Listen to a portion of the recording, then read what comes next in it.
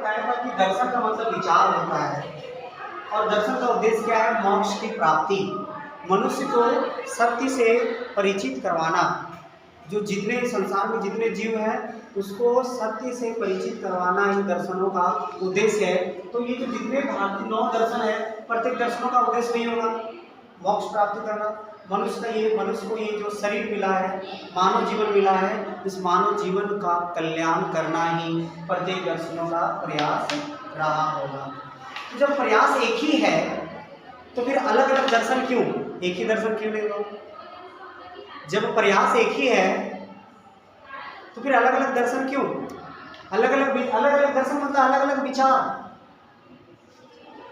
दर्शन मतलब विचार, जब अलग अलग दर्शन तो अलग अलग विचार। तो फिर जब सबका प्रयास एक ही है तो फिर अलग अलग दर्शन क्यों? तो बोले सबका उद्देश्य एक ही है लेकिन बताने का शैली सबका अलग है। ये सांख्य दर्शन कहता है कि आप मेरे रास्ते पे चलो। सांख्य दर्शन मोक्ष प्राप्ति का अपना एक अलग रास्ता देता है। सांख्य दर्शन कहता है कि आप मेरे बताए हुए विचारों पे चले, आप मोक्ष प्राप्त कर लेंगे। कहाँ से चले जाएंगे? आप मोक्ष प्राप्त लेंगे, ये मानव जीवन तब आपका कल्याण हो जाएगा। योग दर्शन कहता है, ये कहता है, सांख्य दर्शन कहता है, जब सांख्य दर्शन पढ़ाऊंगा तो मैं डिटेल से बताऊंगा। सांख्य दर्शन कहता है कि संसार में पूरा ये संसार दुखों से भरा हुआ है, तीन प्रकार के दुखों से भरा हुआ है। इस दुख से छुटकारा आपको तभी होगा जब आप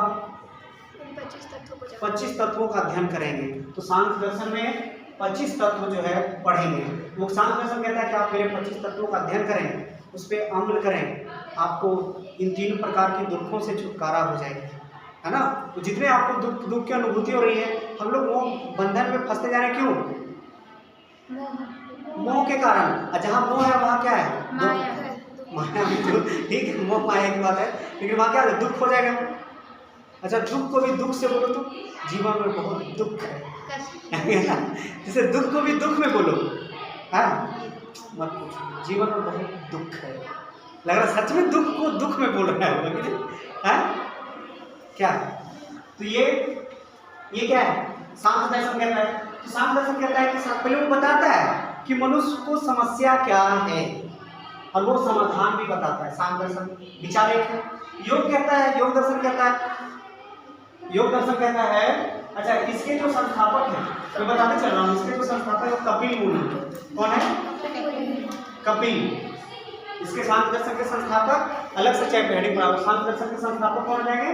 कपिल मुनि। सांख्य के कौन जाएंगे? कपिल, ठीक है। और उसके बाद योग दर्शन, संक्षिप्त में बता रहा हूं मैं कि ये सांख्य दर्शन का क्या प्रयास है। दूसरा क्या? योग दर्शन। योग दर्शन के संस्थापक कौन है? पतंजलि। लिख लीजिए इसका। योग दर्शन के संस्थापक पतंजलि। पतंजलि का संधि विच्छेद क्या होता है? पतत जोड़ अंजलि।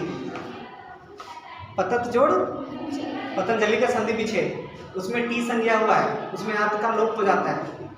पतत जोड़ अंजलि, पतत जोड़ अंजलि। प ता हलन, ता हलन।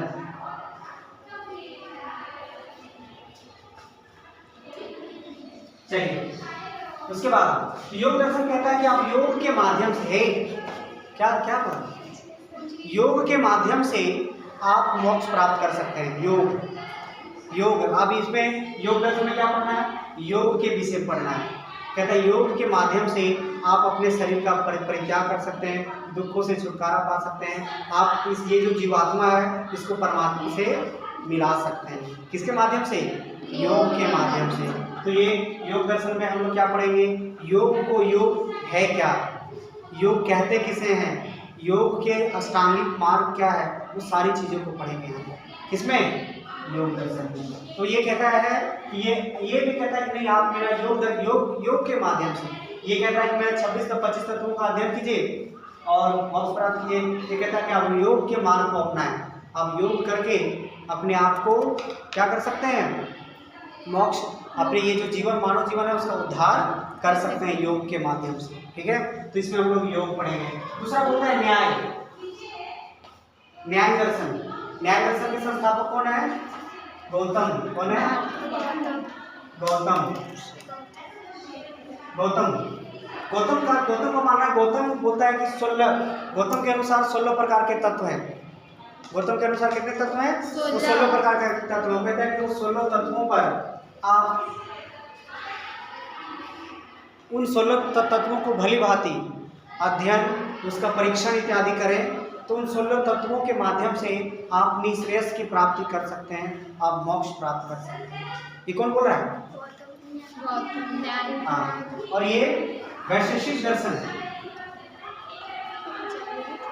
वैशेषिक दर्शन के संस्थापक कौन है? कौन है? कणाद। कौन है यहाँ पे? कणाद मुनि। वैशेषिक दर्शन के संस्थापक कणाद है ना।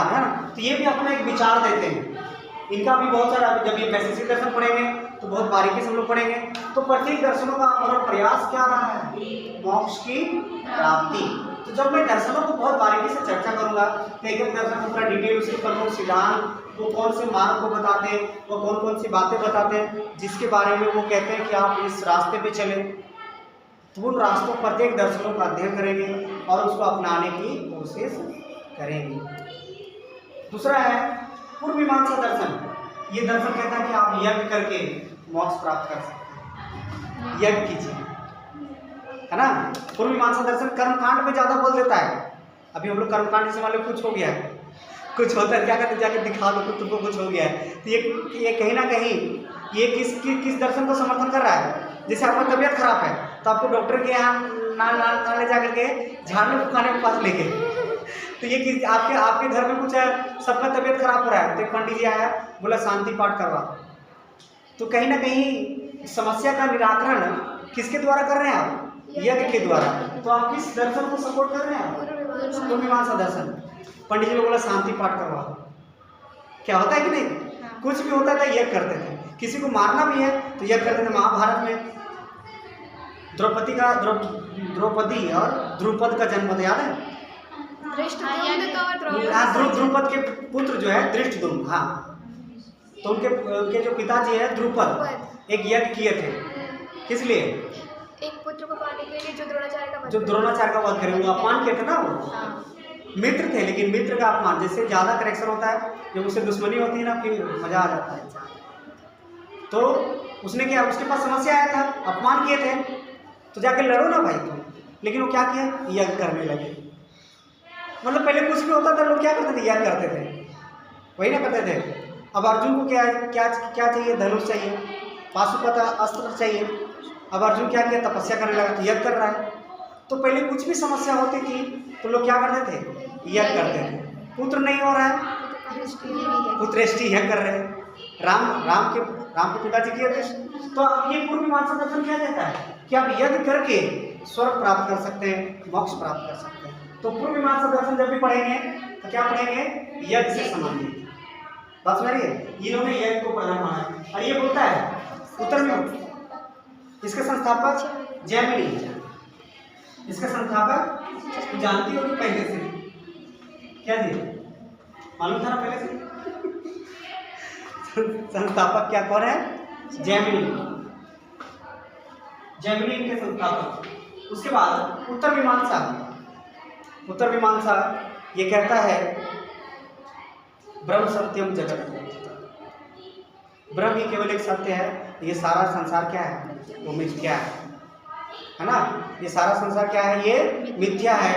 तो वो कहता है कि आप ये संसार जिस पे आप भरोसा कर रहे हो, ये जो मिथ्या मतलब समझ रहे हैं ना, झूठा, दिखावे का, सब मिथ्या है, कुछ नहीं है, सब तुम फालतू झूठ का तुम ये सब तैयारी कर रहे हो, मेरे लिए कुछ नहीं है, सब मिथ्या है। तो कहता है ये जो संसार दिख रहा है ये मिथ्या है। अगर इस संसार को आप सत्य समझ लेंगे तो अब तो आपको फिर मोक्ष प्राप्त नहीं होगी। तो आप केवल उस ब्रह्म को माने, ब्रह्म को ही माने। बात समझ रही है? तो ये क्या है? ज्ञान पे ज़्यादा बल दे रहा है। बात समझ रही है? ये अध्यारोप अपवाद बताएगा इसमें, ये उत्तर मीमांसा हो गया। तो ये जितने भी 6 दर्शन है वो वेदों पर आधारित होते हैं। ये वेद को प्रमाण मानते हैं। बात समझ रही है? और बाकी देखिए, और ये क्या है, आगे आ जाइए, नास्तिक दर्शन। ये टोटल एक संक्षिप्त परिचय में दे रहा हूँ कि इन दर्शनों का इसके संस्थापक कौन है? उत्तर मीमांसा के संस्थापक कौन है? वेदव्यास। वेदव्यास, वेदव्यास अथवा बादरायण। बादरायण का ही दूसरा नाम क्या है? वेदव्यास। वेदव्यास का ही और नाम क्या है? कृष्णद्वैपायन।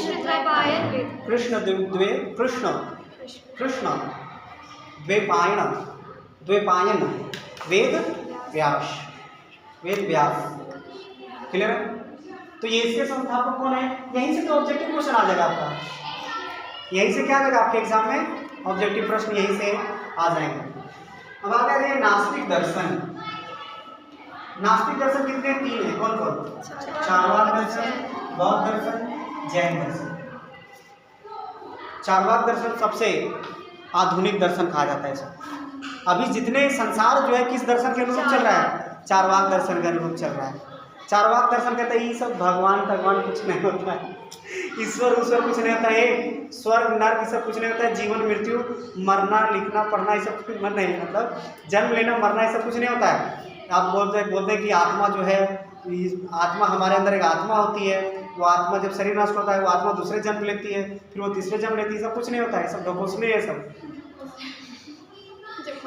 हाँ, ये कौन बोल रहे हैं? चार्वाक बोल रहे हैं, तो इसका सिद्धांत है। हाँ, चार्वाक के जो संस्थापक कौन है? बृहस्पति।